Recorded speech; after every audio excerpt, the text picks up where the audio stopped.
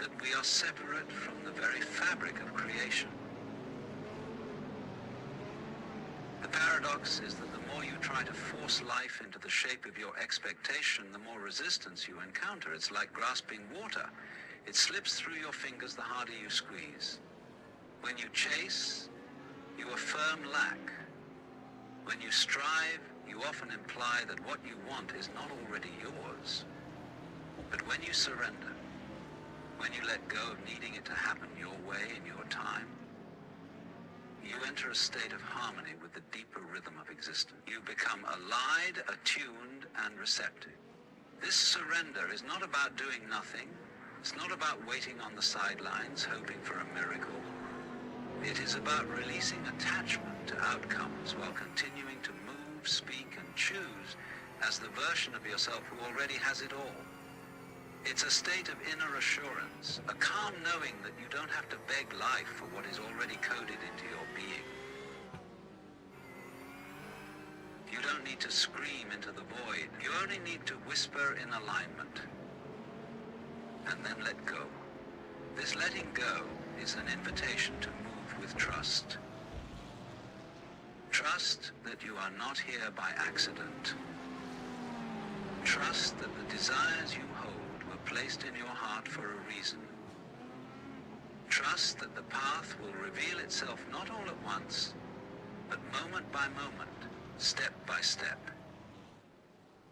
Trust doesn't mean you always feel certain. It means you're willing to walk even when you don't. You show up in faith. You speak kindly to yourself when doubt creeps in. You continue to embody the energy of having even when the evidence hasn't arrived yet.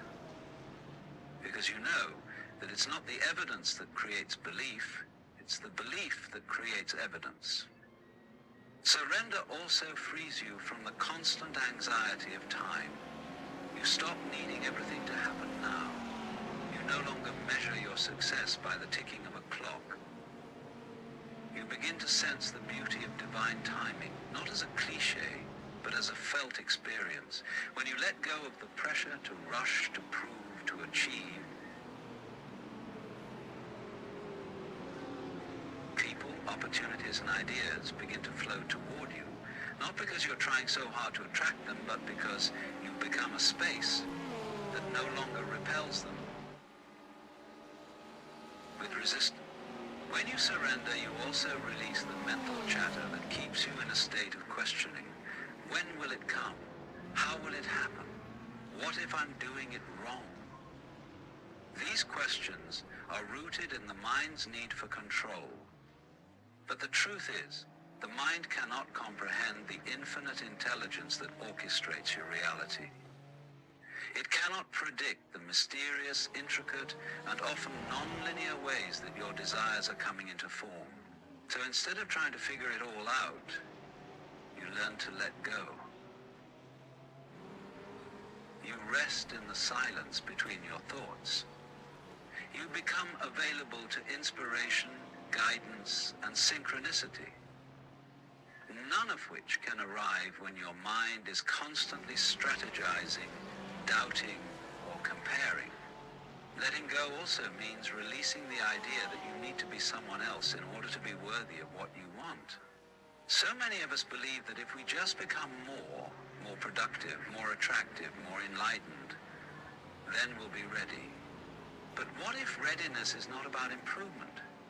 What if it's about remembrance? Remembering that the version of you who already has it all is not a future fantasy, but a deeper truth, already living inside of you. And so surrender becomes the space where transformation happens, not because you pushed, but because you allowed.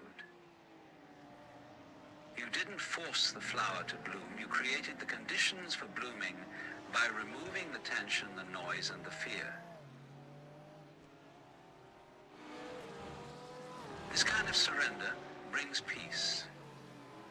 You no longer live in a constant state of reaction. You're no longer triggered by every delay or disappointment. You understand that the universe is always responding, always rearranging things for your highest good. Even the detours, the pauses, the closed doors. They are not punishments. They are realignments. And the more you trust this, the less you resist, and the faster things unfold. Surrender also means you don't need to micromanage the path of others. You release your grip on how people should respond, who should support you, what others should believe about you. You realize that your reality is not dependent on external approval. You are not defined by someone else's recognition or misunderstanding. When you let go of the need to convince others of your worth, you reclaim your energy. You stop leaking power. You stand in your own field and allow others to come or go without disturbing your peace. To surrender is to say yes, not to every circumstance, but to the deeper current underneath it all. Yes to growth. Yes to expansion. Yes to the unknown. You no longer ask life to fit your plans. You allow your plans to be shaped by life. You become a dance partner with the divine, moving not in rigid steps, but in intuitive flow.